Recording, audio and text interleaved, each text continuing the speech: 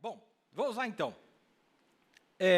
Apocalipse, quero chamar a atenção de vocês aqui. Aqui está falando do final dos 3 anos e meio. Está falando do final dos 3 anos e meio. Depois, aqui fala quando Moisés e Elias morrem. E é interessante notar que quando Jesus fala desses dois em Mateus 24, ele não revelou o nome deles. Só falou meus anjos. Mas quando o 7º anjo veio, ele disse é Moisés e Elias. Porque nos dias da volta do 7º anjo, o mistério seria revelado. Mas quando ele entra no 7º selo, Jesus não fala nada. No 6º selo, ele falou que era Moisés e Elias. No 7º selo, ele não fala nada. É silêncio. Está escondido, tem um buraco ali no meio, mas não se preocupe, ele disse, a noiva vai ficar sabendo o que é. Depois daqueles 3 dias e meio, o Espírito de vida, vindo de Deus, entrou neles, e puseram-se sobre os pés, e caiu grande temor sobre os que o viram. E ouviram uma grande voz do céu, que lhes dizia, subi cá. E subiram ao céu em uma nuvem, e os seus inimigos os viram. E naquela mesma hora houve um grande terremoto, e caiu a 10ª parte da cidade, e no terremoto foram mortos 7.000 homens. E os demais ficaram muito atemorizados, e deram glória a Deus do céu. Esse demais aqui está errado na Bíblia em português. Na Bíblia em inglês diz, e o remanescente ficou muito atemorizado, e deu glória ao Deus do céu. Remanescente é os 144 mil, estão vivos. É passado o 2º ai, e eis que o 3º ai cedo virá. Nesse final desses 3 anos e meio, meus amados, olha, presta bem atenção nisso aqui. Vai haver um evento literal, visível, onde o povo vai saber que a noiva voltou para a terra. O que é esse evento? Um terremoto. Aqui é o momento onde a noiva volta para a terra. E o que acontece? Um grande terremoto.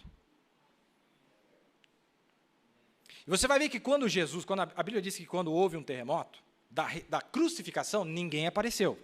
Mas quando no domingo, houve um outro terremoto, aí os santos começaram a aparecer. Então, veja, irmão, não há promessa dos santos aparecerem para o mundo na segunda vinda. O profeta disse, eles não verão. Mas aqui nós estamos vendo que todo olho verá Cristo e a sua noiva, visível, voltando. E o que marca essa volta? Um terremoto. Amém? A Bíblia está dizendo, acabou os 3 anos e meio. Um terremoto marca o retorno da noiva, porque lá no livro creio que é no livro de Amós, um dos profetas disse que o que causa o terremoto é a presença de Deus. A presença de Deus causa um terremoto. E quando ele volta com a sua noiva, para denotar que é ele que está ali, vai acontecer um terremoto. Mas é interessante, sabe por quê? Olha a sabedoria do Espírito Santo. Olha a sabedoria daquele grande autor da Bíblia. Porque quando fala, e eu vou ler o que o profeta está dizendo, quando fala de Jesus literal voltando à terra, é um outro terremoto diferente desse, para mostrar que não é o mesmo evento. Vocês estão entendendo? Eu estou falando claro, porque o povo andou pedindo para mim, não, você fala muito enrolado. Vamos falar claro, então. Estou falando mais claro que eu posso falar. Quando Jesus literal volta, que ele põe seus pés no Monte das Oliveiras, acontece outro terremoto, para mostrar que esse momento aqui não é ele ainda, porque senão falaria aqui que era o maior terremoto. Acabou os 3 anos e meio, não é o maior terremoto. O maior terremoto está para frente. Mas não diz que Cristo voltou nos cavalos, etc, e tal, e tal. Presta atenção, meus amados.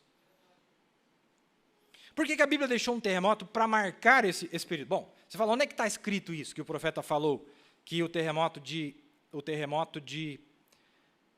Zacarias 14, que é o mesmo de Apocalipse 16. Está aqui, mensagem, qual é a atração sobre a montanha. Agora nós vemos um acontecimento do último dia.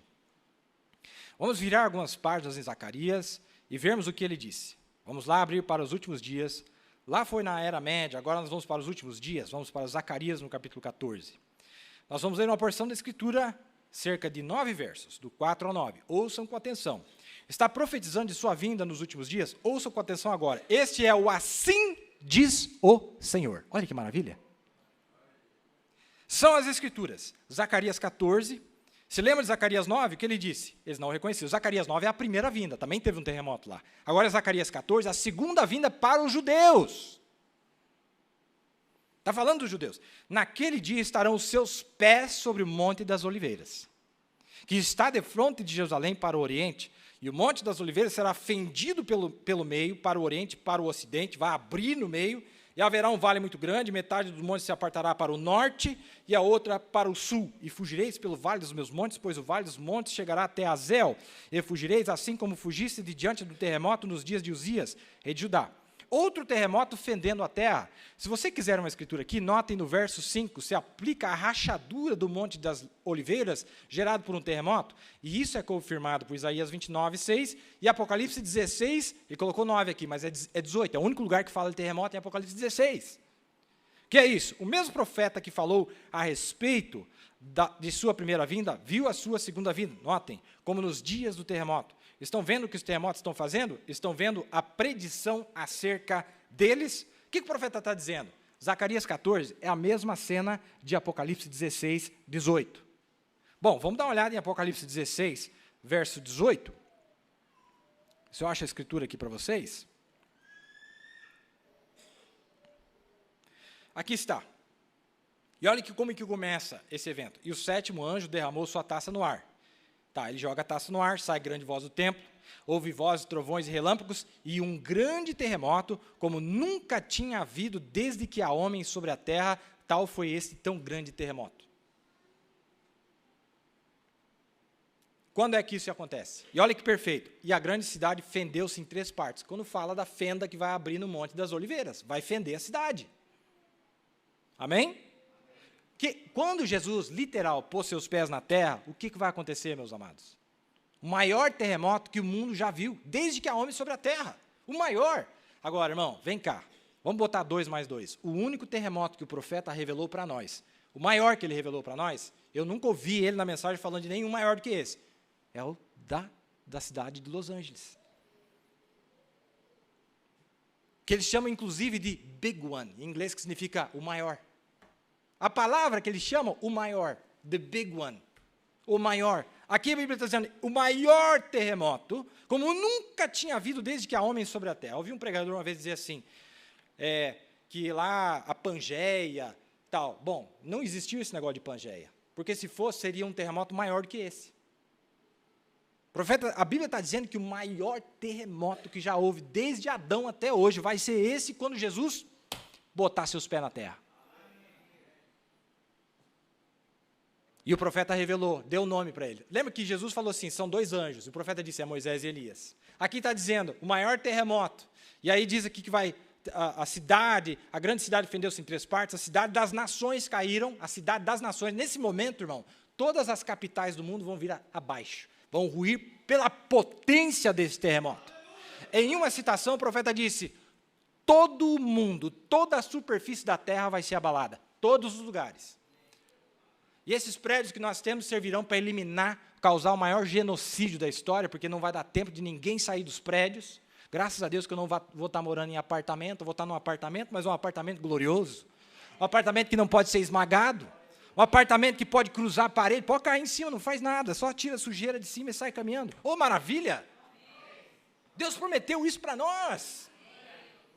Veja, irmão, quando terminou os 3 anos e meio, tem um terremoto, mas não é esse. Mas não está dizendo que era ele que estava descendo, etc. Mas está dizendo que quando ele pisa os pés na terra, então nós vamos entender que tem um processo ali. Tem um processo. E que processo é esse aqui no livro de Apocalipse? É quando isso se decorre depois do 7º anjo lançar sua taça no ar. Ele lançou sua taça no ar. Agora vamos voltar na explicação que ele deu para nós. Então ele abriu um selo, guerra religiosa. Aquilo entra para a política, certo? Trombetas. O que faz? Uma guerra militar. Aí os exércitos vêm para cima, o que ele faz? Joga praga neles. Isso aqui vai acontecer depois que os exércitos vir contra Cristo e o seu exército. De acordo com o que o profeta disse, tem que ser assim. A taça é quando o exército vem contra Cristo e os seus exércitos, e aí o que ele vai fazer? Lança essa taça aí. Lança essa taça, porque agora é a hora. E o que essa taça vai fazer? Limpar a terra completamente. Acabar com as sujeiras. O mundo só tem uma solução: limpeza através do fogo. O que Hitler tentou fazer através da violência, do poder militar, Deus vai fazer através da sua palavra. Porque ele tentou limpar a terra. Ele tentou tirar os pobres, tirar as pessoas que ele considerava indesejáveis. Tem pessoas desse mundo que Deus considera indesejável. Aqueles que destroem a terra, não é? Aqueles que destroem a terra são indesejáveis, eles não estão aptos para viver no milênio. O que Deus vai fazer? Sai de cima. Ele vai pisar na terra, chacoalhar a terra, vai estremecer a terra, vai derrubar tudo. Falou, sai de cima. Mas ele vai preservar aqueles que temem o seu nome. Grandes e pequenos, ele vai preservar eles. Veja a sabedoria do Espírito Santo. Veja a clareza da Bíblia, da palavra falada, para mostrar para nós esses eventos. E olha que coisa interessante, meus amados. Apocalipse 6:12. Apocalipse 6:12, a Bíblia diz, vou ler para vocês aqui. Você crê que o ministério do profeta foi um ministério sobrenatural? Não há dúvidas. Tudo o que aconteceu no ministério do profeta foi sobrenatural. Alguns meses depois da abertura dos selos, o profeta voltou onde os selos foram abertos. Tinha aberto o sexto selo, amém? Tinha aberto o sexto selo, tinha aberto o quinto selo. Abriu-se o sexto selo. Dá uma olhada no que ele diz o que aconteceu. Este aqui é o testemunho do profeta. Como de pé lá no topo do monte, homens, 3 ou 4 deles de pé bem aqui, presentes agora, sim, mais do que isso ainda, subindo o monte, o Espírito Santo disse, pegue essa pedra. Estávamos caçando, ele disse, jogue-a no ar. E diga, assim diz o Senhor, eu fiz aquilo. Lá de cima desceu um pequeno funil de vento, e eu disse, dentro de 24 horas você verá a mão de Deus. Homens assentados aqui, presentes, no próximo dia, por volta das 10 horas, de pé lá, eu disse, apronte-se, entre debaixo do carro. Um veterano de guerra, um dos irmãos, eu disse, algo está prestes a acontecer. Estava com o céu limpo, lá bem em cima de um grande cânion, lá havia um redemoinho de fogo no céu, mais alto que podia. Aquilo bradou, acertou nas paredes, eu estava bem embaixo daquilo, eu tirei meu chapéu, coloquei a mão na cabeça, veio cerca de 1 ou 2 metros acima de mim, cortou uma trincheira direto ao redor daquele paredão, assim, estourou. Subiu no ar, rodopiou novamente e desceu 3 vezes, até mesmo cortou o topo dos arbustos, a mesquite, né, que é um arbusto, por 200 jardas. Está ouvindo eles dizerem amém?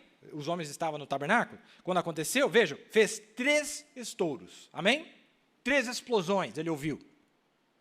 Quando deles saíram debaixo do carro e tudo mais, se aproximaram, perguntaram, teria te acertado se não houvesse um lugar liso?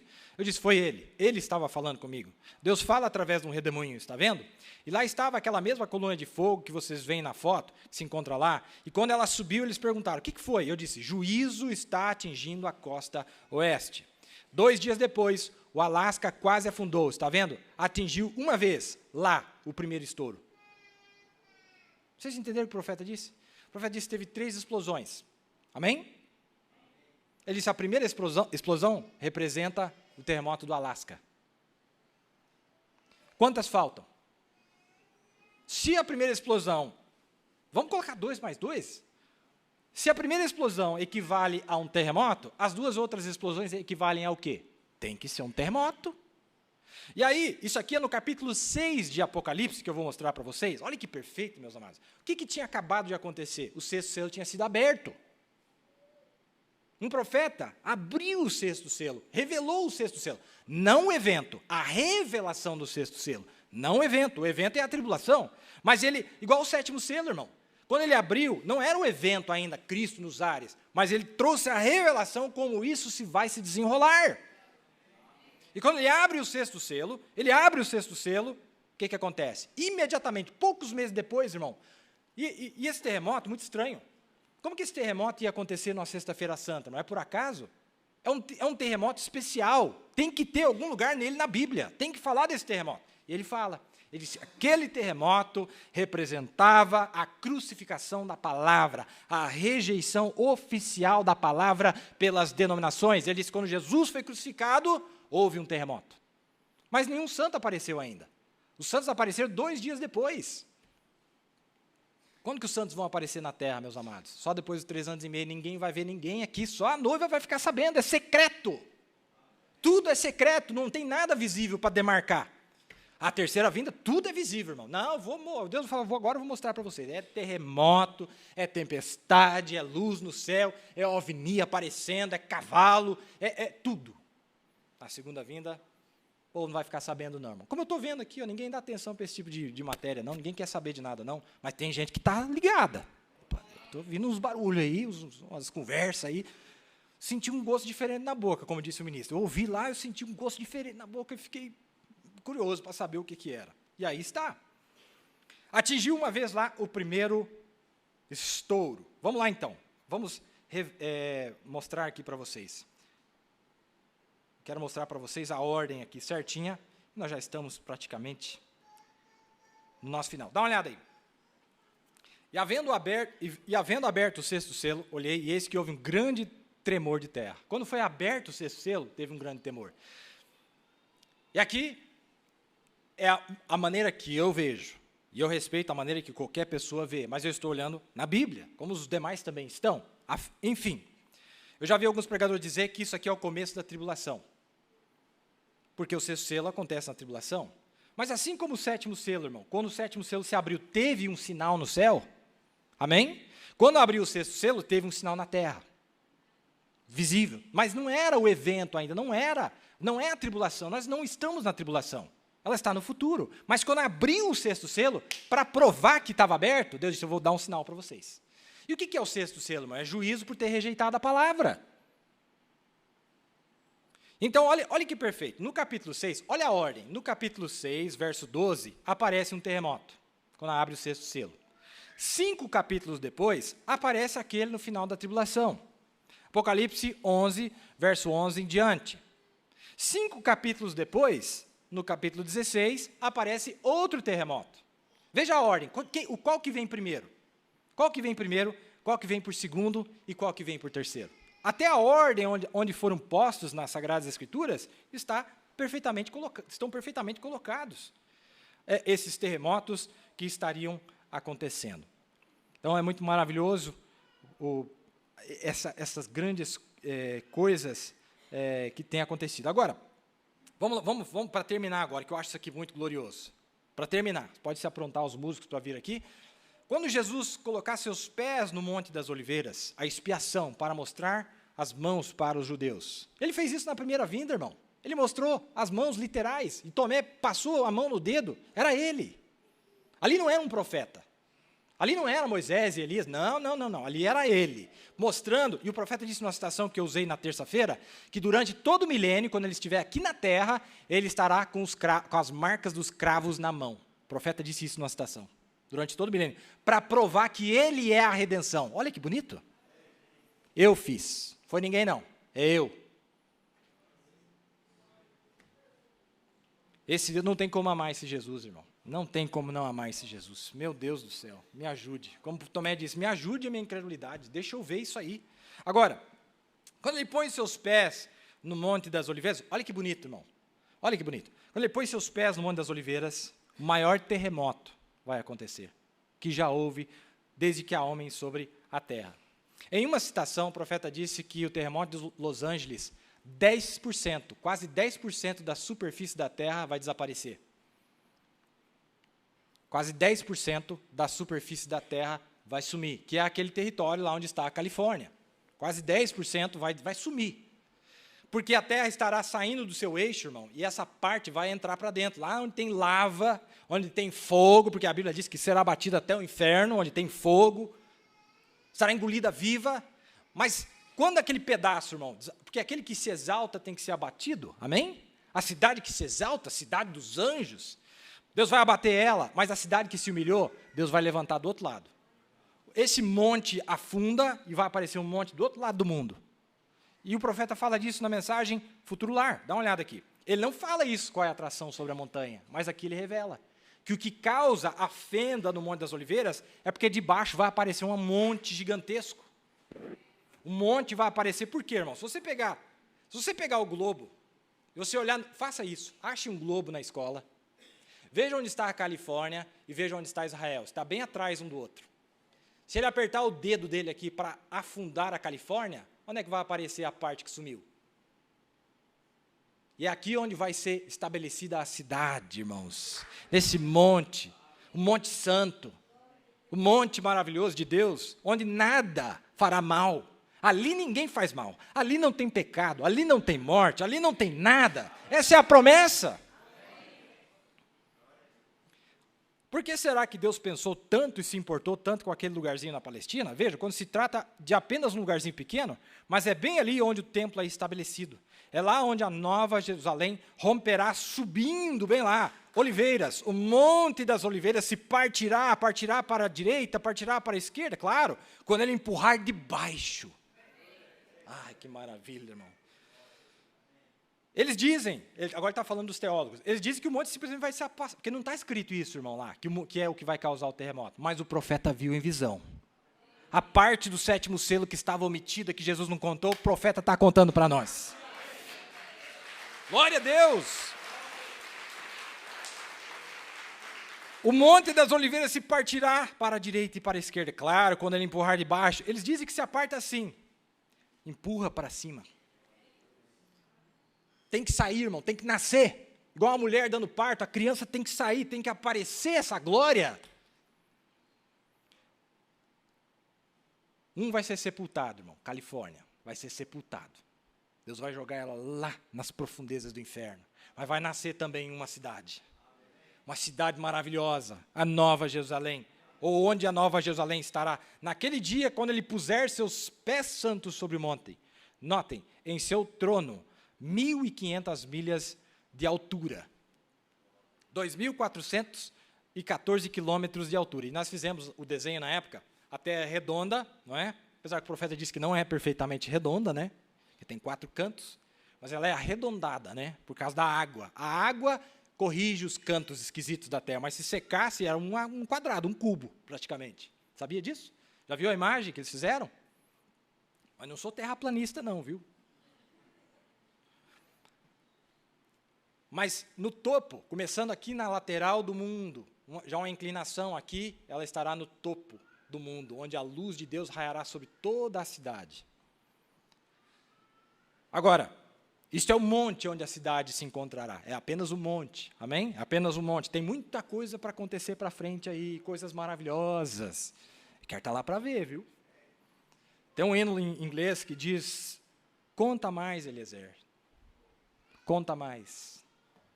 Cadê a sede, irmão? Cadê o desejo? Cadê a aproximação correta? Senhor, me mostra, eu tenho que sair desse mundo, eu quero uma fé perfeita, eu quero uma fé de transladação, eu quero uma mudança na minha vida. Isso aqui não é para me fazer sapiente, sábio, é para me ajudar a sair dessa Sodoma, a sair dessa influência carnal, a me dar uma esperança, vislumbrar a visão, a cidade, as promessas que Deus tem para nós. Nada mais do que isso. Não estamos interessados.